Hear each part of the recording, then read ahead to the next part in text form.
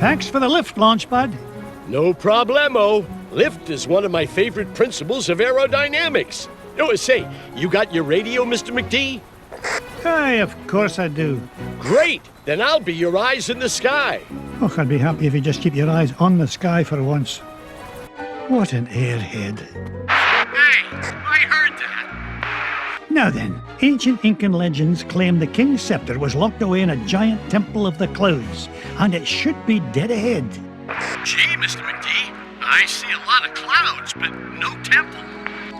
You wouldn't, Launchpad. The legend says the temple was hidden away from all but King Manco Capquack himself. But there's bound to be a way to reveal it buried somewhere in this overgrown salad bowl, and I'm not leaving till I find it.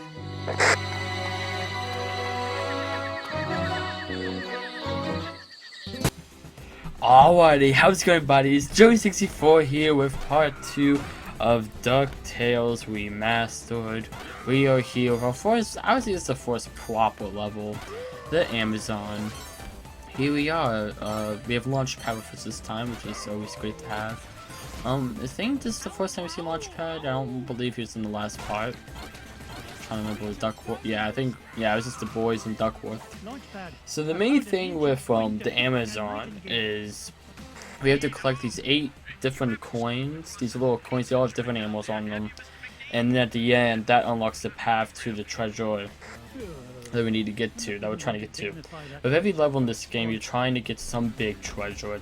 There's some reason why we're going here, which, you know, we found out all these reasons, all the locations at the very least, at the beginning of the playthrough, or at the end of the last part, we saw the locations, and from the painting, the known painting. These M coins, basically, they just give you invincibility for a little bit. I don't care for them. Honestly, I don't feel they last long enough for you to be able to do anything worthwhile with them. They were maybe double the length, yeah, but most of the time I just try to avoid them, to be frankly honest. Also, while you're going, there's these nice little in-between things. Sometimes Scourge or Launchpad will call each other on the little walkie-talkies, and you get some nice banter going back and forth between the two of them, which is nice to listen to. These flower dudes you cannot really do anything with. There's no way to kill them really unless you were invincible, which, okay, I guess that was 1 point from the M coin, but except for that, it's not too much other things. Kind of a weird thing with the money, like those big gems we see. See, like, a lot of times you just go in a random place and then there'll just be money there for some reason. I don't know why, but sometimes there just is. Like, see right there, I jumped that corner on purpose, I knew there would be money there. That just seems to be how this game flows. This is how it works. Oddly enough. What's also weird is, okay, so it's also, later on we'll see in this level, there's heart containers. You get more hearts than just the 3 that we have right now.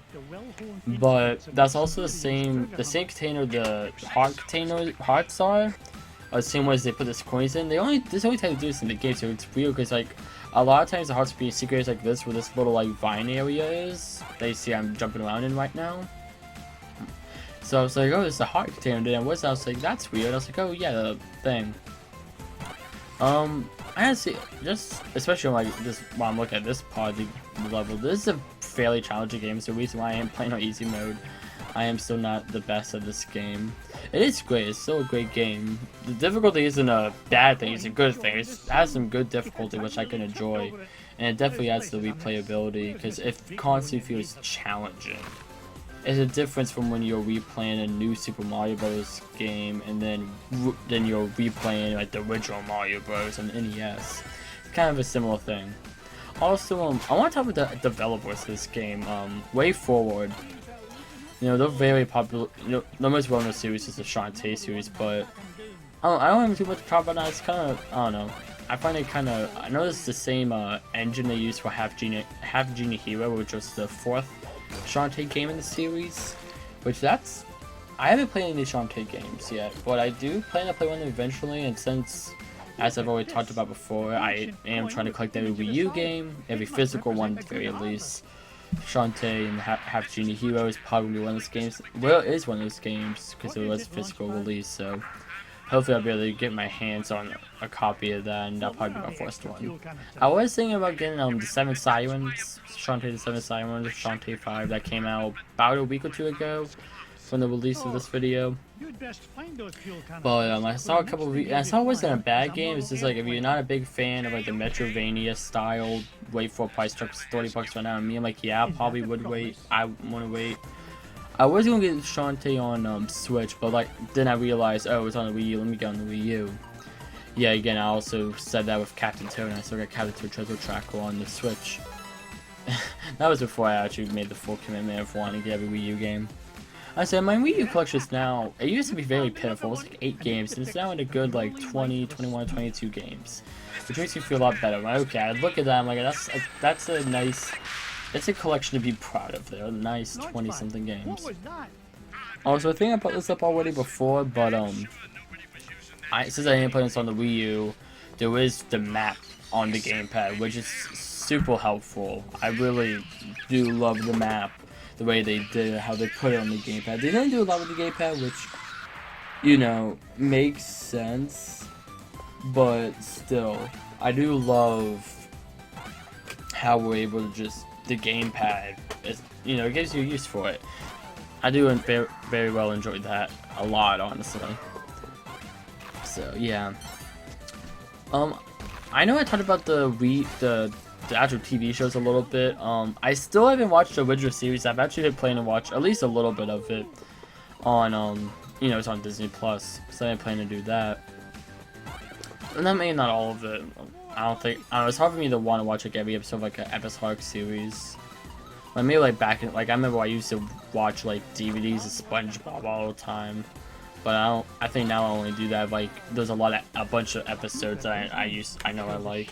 I don't know, I always really like season 8 of SpongeBob, which I know that's like kind of like the dark era or the dark age of SpongeBob. I was kind of right on the edge when he started getting good again, but I always loved season 8 for some reason. I have the complete season 8 disc. Like they made a complete, you know, they make it for each season. We're on season 11 now, which is crazy to think about. But I saw that at Walmart the other day. But with SpongeBob, I don't know why season 8, I love that disc. It's like 6 DVDs, and it has a couple of specials. I mean, I really like the specials that were on season 8, and I always will go back to those. I go back to those every once in a while. I still do to this day go back to some of the specials, like the Snow Race one. I remember the vacation saga. It was like 6 or 7 episodes in a row where they did like vacations. It's like Sandy goes on vacation, there's like Mr. Krabs goes on vacation, Squiggle goes on vacation. Was there a Patrick one? There was a Patrick one. Then the SpongeBob had a vacation.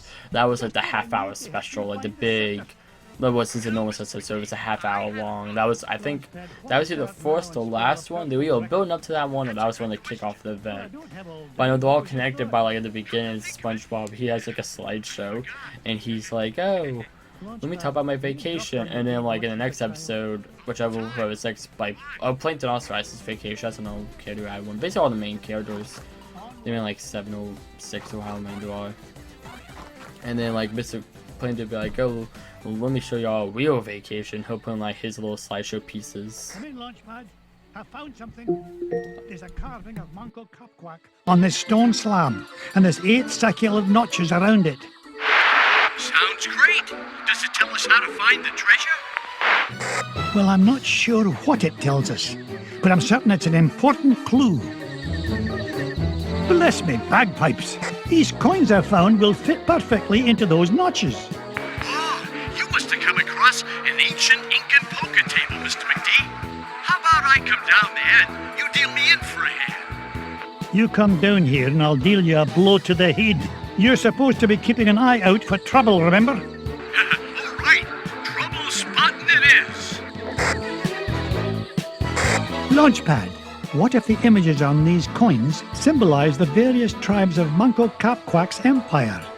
Maybe if I surround him with them.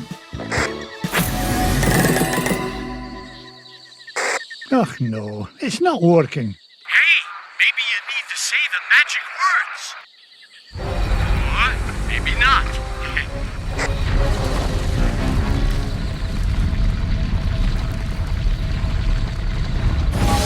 Will you look at that? The ancient city of Manco Capquack. And that beam of light. It must be pointing to the Temple of the Clouds. But how am I going to get across? Up here, Mr. McD. And I do like this section here. I think it's kind of where you, it's kind of like a high risk, high reward type of deal, where it's like, okay, you can't just chill on launch pads playing this entire time, or you can do what I'm doing here, or come down and get all the money. You're so greedy, man. Well, you're Scourge Mcduck, you gotta get all the money. It only makes sense, right? Like, I'm not the only one that thinks that, correct? I don't know. For me, I was like, yeah, I gotta get the money, and I don't know, I keep thinking you can stomp the flower dudes, and you can't. And I feel they always conveniently have a platform right there to where you won't get hit by the flower dudes. It's sort of resistors rubies, because I think they give you like 50,000 monies. I don't think it's like dollars, whatever. So whenever I see them, like, I need that so badly. It's always my initial reaction to whenever I see them. Yeah. But this is a nice section. I just realized there's multiple of those little like duck face laser eye temple statues in the background. I thought it was just the one. Dude, normally I focus on, you know, on the gameplay, you know, actually like playing the game, not what's going on in the background for the most part. Less than like the cutscene we just saw, whatever. But I just noticed that. It's kinda, well, not weird, just different. Oh, I did it! I found the legendary temple of Manco Capquack. With a little help from your old pal, Launchpad McQuack. Oh, of course, Launchpad. I couldn't have done it without you. Now just hold on, and with a little luck, that scepter will be mine in no time. Alright, now we are going actually into the temple. There's also another ruby. A lot of the levels are broken up into like a 3-act structure. Like this one, it's like, you know, you kind of the first major part you explore around. Then you have like the more, like a little challenge area, kind of like what we just had. And then you have this area where it's a bit open, but it's still fairly linear. We have to go through and collect whatever. Like here we're going through and we're getting the treasure, you know. And I know in the Himalayas, this has a very similar structure. And that's also the other stage that has Launchpad in it. I can't think of any other examples off the top of my head, but I think the majority of the levels are like that as well. From what I remember. Yeah, next part when we go to Transylvania. Trashylvania. Oh, my favorite place. But Transylvania, when we go there, that also has a similar structure. It's not, I feel like it's more of a 2-act, but it's kind of a 3-act. Once we get there, I'll probably try to go over it. But that was no big deal, really. So I haven't gone over yet, but so the reason why you want to collect money is we'll actually see it at the end of the game, but it unlocks concept art. Why are you here, Mrs. Beakley? Why, I'm seeing that you get a proper meal, Mr. McDuck. Ah, thank you kindly, dear. Tell the boys to keep a watchful eye on my Webigail. Alright, yeah. Before we get back to what I was talking about, that was Miss Beakley. Basically, she'll just give you a little help upgrade in hidden little areas. She's like the housemaid. That's actually, she is the housemaid. Now in the reboot, she's more, but I'm not going to get into. I don't want to talk about the reboot too much. I am going to bring up business because that is what I watch of Ducktales personally. I have seen the original series a little bit, but not a lot. But I do follow the reboot heavily, so I am going to bring that up a lot just because it's what I saw. This is straight up. It's what I've watched more of. It's what I personally, out of the two, I care about more. But I've also watched that one release where the Witch Ducktales came out like decades before I was even born. So yeah, you kind of see why. But you know, speaking of that, it was kind of weird playing this. And I remember when I first played it, I put it in. I remember that would be a cutscene, and it was like, that's not Scourge's voice actor. So I'm so used to his original voice, or his new voice actor, because his original voice actor died. The one you hear right now, he's dead right now, I think. I'm like 99% sure I'm on that. So they got him a new voice actor, and he's great. I love the new Scourge. And I go just throwing treasure off the edge. And yeah, though, I do love the new voice actor, personally. I like him. It's also just what I'm used to, so Maybe a bit of bias thrown in there. And got back get some cake. Hey, a whole cake, Scrooge's. He has a never-ending belly. Yeah, I do like the new voice cast. I still actually, cause you gotta bring Sonic to this playthrough somehow. The voice actor of Dewey in the new series, Ben Schwartz, he's also the voice actor for Sonic. I remember back when it was first announced he would be the voice actor of Sonic, everyone was like, so is he gonna, people would be like, this is what, you now know what he's gonna sound like. I'm like, oh, and I remember I eventually stopped, I think, but I know some of them I did click on them, and it was literally just Dewey Duck talking. Honestly, when you realize, when you've watched Ducktales like I have, and like during the movie I didn't actually think about it, but somewhere when I was watching the movie, when one of my friends brought it up, I was like, you know, that kind of sounds like Dewey Duck from Ducktales, and it hit me, and it's like I couldn't unhear it for a while. I guess that shows how great that movie is, that, like, you know, something like that, you get kind of pushed past and just, you can still enjoy the movie. You get so lost into that amazing movie, you don't even realize it, really, for the most part. Especially someone like me, I love the DuckTales 2017 reboot. Also, that was the heart containers. The heart containers in Zelda, so that's why I call them here, but yeah, basically what it is, you go, you find them normally in fairly hidden areas, normally in, like, invisible barrier areas. Except for when we go to the caves, when we go to the mines, I forgot what it's actually called, but when we go there, it'll be different because for some reason that one's literally just sitting open. It's weird. There's no trap or anything. It's just sitting open next to a couple enemies. I guess enemies could be a trap. Speaking of traps, it looks like Scourge just landed on one. Catch me kilts. What was that? Ladies and gentlemen, this is the guardian of the scepter of the Jaguar. So basically what he'll do, he'll go around his head, he'll slide back and forth. When he jumps up, you have the jump so you don't get hit by his earthquake. I see I just got hit there. Bob on his head 3 times to Scrooge's cane. He'll go back, he'll start moving around the walls and all that. And all you have to do is just dodge them. Fairly simple, Sonic 1 style. Avoid the crushers. Maybe game theory or film theory. Get Matt Pat on this. Sonic, the prequel to the DuckTales universe. This is the old what do you call the final zones? This is the final zone in the past. I want to see fan theories on that. One of my desk by Monday. But yeah, it's fairly simple for its bosses. I love the boss fights in this game. They all are very unique. They're fun to do. They're challenging. I don't think I died during this boss fight. I'm talking about my original playthrough. I think I died in all the boss fights at least once, except for the exception of the fourth one. I don't think I died during the final. The final boss fight I didn't die in, but that was also at that point. That's when, like, you see what my health bar is now. Double that, and that's how much of my health was at. So, you know, I remember I took a lot of hits. I think I was on my last heart, but the final boss fight's really great. I can't wait to get into that. I have, gameplay wise, it's great. It's the way it looks I have a problem with, but we'll get into it. We still got like 4 more parts after this, 5 more parts actually. This is a 7-part series. These are 5 more parts to get to there, so we'll get there eventually. And he brings on his head 1 more time for us to bop on it. 3 more times. That's 2 times. And almost. Bam.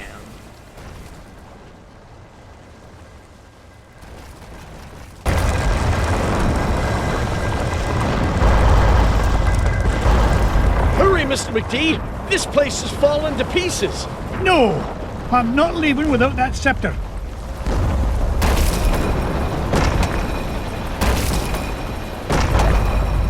Get us out of here, Launchpad!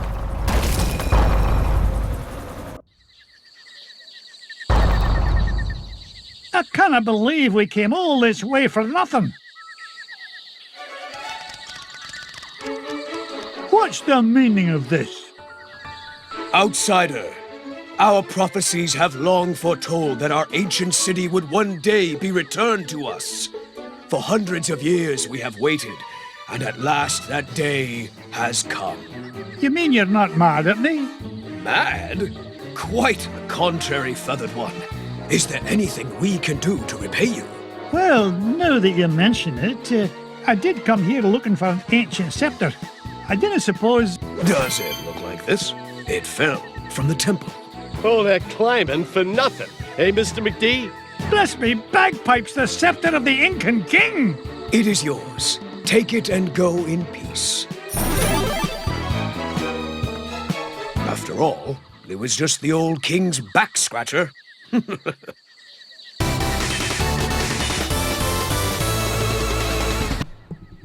It's crazy how the most random things are worth so much. That's worth $1 million. All the main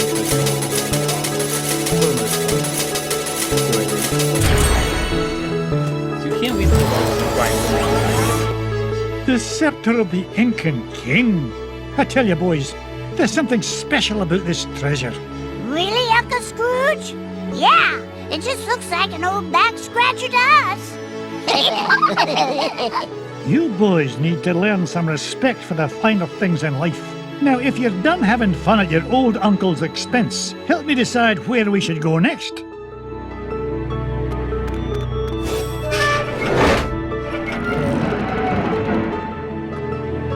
Alrighty, in the next time in Ducktales Remastered, we'll be going to Transylvania to be looking for, Mcduck's treasure. And you see the stuff right there, which is a cool thing. You see all your treasures there. They'll kind of go in a line. It is a neat little, like, treasure room, basically. Which is what the money bin is. Anyhow, thank you guys so much for watching. I hope y'all enjoyed. I'll see you all in the next one. Bye. Pack your bags, boys. We're off to Transylvania, and we're no coming back without the coin of the lost realm.